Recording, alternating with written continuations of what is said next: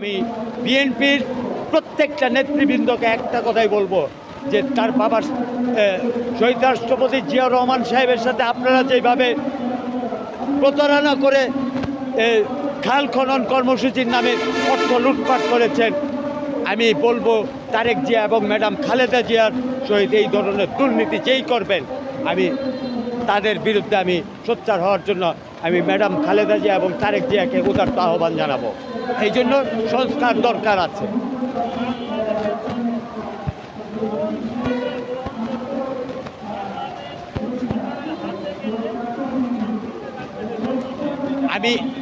আমি ইতিপূর্বেই বলেছি যে ডক্টর এম সাইফুর রহমান সাহেবের মতো, তারপর ডক্টর এম এ মঈন সাহেবের মতো এই মুহূর্তে আমি মনে করি ইসলামিক একটা দলকে এই ক্ষমতায় আসা উচিত। কারণ আমাদের দেশে শয়তানের প্রভাব এত বেশি যে শয়তানকে দুর্নীতি দূরে রাখতে হলে ইসলামিক একটা রাষ্ট্রকে, সমল ইসলামিক রাষ্ট্রকে, জামাতে ইসলাম সহ চরমোনাই পীর সবাইকে একত্র হয়ে ইসলামিক রাষ্ট্র এবং একটা আল্লাহ এবং আল্লাহওয়ালা রাষ্ট্র গঠন করে আমাদের ভিতরে যে শয়তানটা আছে সেটা দূর করে দেওয়ার জন্য একমাত্র ইসলামিক রাষ্ট্র দলগুলিকে এই মুহূর্তে ক্ষমতা আসা একান্ত প্রয়োজন।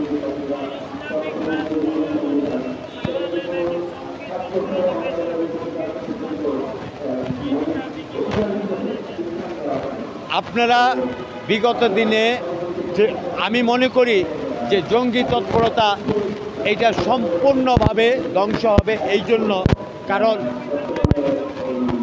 এটা তো বিগত উনি হাসিনার সময়ও বলেছে দাড়ি টুপি থাকা, কারণ তিনি তো কয়েকটা মসজিদও ধ্বংস করেছিল। আমি তাদের একটা মসজিদের কথা বলি, রাজারবাগ পুলিশ লাইনে 2টা মসজিদ ছিল, একটা মাজার মসজিদ, একটা বড় মসজিদ। মাজার মসজিদটা উনি হাসিনার জন্য ধ্বংস করে দিয়ে ওইখানে ওই মাজারটা রেখেছে, কিন্তু মসজিদটার নাই। যে মসজিদ ধ্বংস করে মন্দিরের জন্য খুব করে, অর্থাৎ তিনি হিন্দু মুসলমানদের মধ্যে একটা বিভেদ সৃষ্টি করার জন্য তিনি এই কাজগুলি করে গেছেন, যাতে মুসলমানদের ভিতরে একটা প্রতিহিংসা সৃষ্টি হয় যে হিন্দুদেরকে তোমরা ধ্বংস করো এবং মারামারি কাটাকাটি করো ভারতকে। এই জন্য আমি মনে করি এই যে জঙ্গি তৎপরতার এটা ফ্যাসিস্ট হাসিনার একটা ইস্যু মাত্র। আপনি কি বলতে পারবেন আমাদের মাওলানা হযরত মাওলানা দেলোয়ার হোসেন সাঈদী সাহেব, আল্লামায়ে কোরআন দেলোয়ার হোসেন সাঈদী সাহেব কোন জঙ্গি সংগঠনের সাথে জড়িত ছিল? এটা মিথ্যা, চরম মিথ্যা এবং ডাহা মিথ্যা কথা। এবং সেই সূত্র ধরেই আজও পর্যন্ত জঙ্গি তৎপরতা কথা বলা হচ্ছে। শুধু তাই নয়, আলী হাসান মুজাহিদ, মাওলানা মতিউর রহমান নিজামী সাহেব, তারা কি জঙ্গি ছিলেন? তাদেরকে কেন ফাঁসি দেওয়া হলো? তারা ছিলেন আল্লাহ লোক।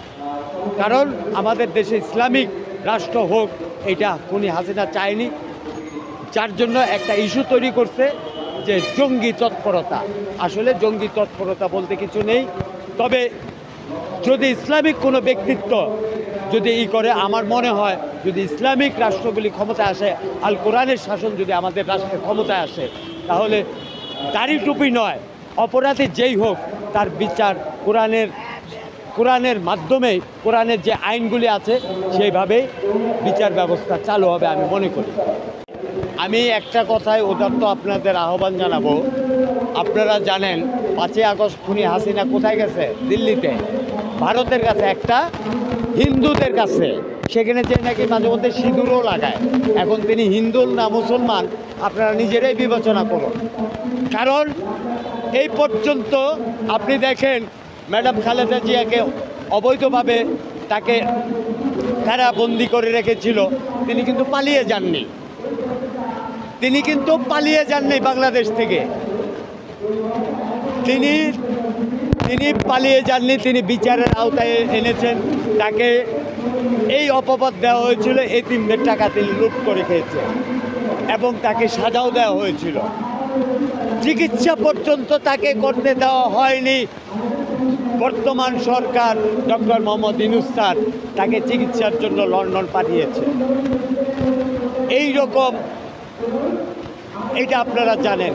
কিন্তু খুনি হাসিনা সে অপরাধী দেখেই সে বাংলাদেশ থেকে পালিয়ে চোরের মতো পালিয়ে সেনাবাহিনীকে অন্যরকম একটা হুকুম দিয়ে তার বাহিনী নিয়ে সে ভারতে পালিয়ে গেছে এবং সেখানে সে এই করে।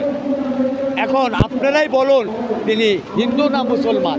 যদি মুসলমান হয়ে থাকতেন তাহলে আল্লাহ এবং আল্লাহর কোরআনকে ভয় করে তিনি দেশে থেকে জনগণকে নির্বিচারে গুলি করে হত্যা করতেন না এবং ইসলামিক যে সমস্ত উলামায়ে কেরাম তাদেরকে ধ্বংস করতেন না।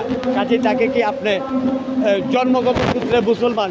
আমি পবিত্র কোরআনের একটা আয়াত দিয়ে আপনাদের বলছি, সূরা আল ইমরানের 101 নম্বর আয়াতে লেখা আছে যে আপনি মুসলমান না হয়ে কবরে আসেন না।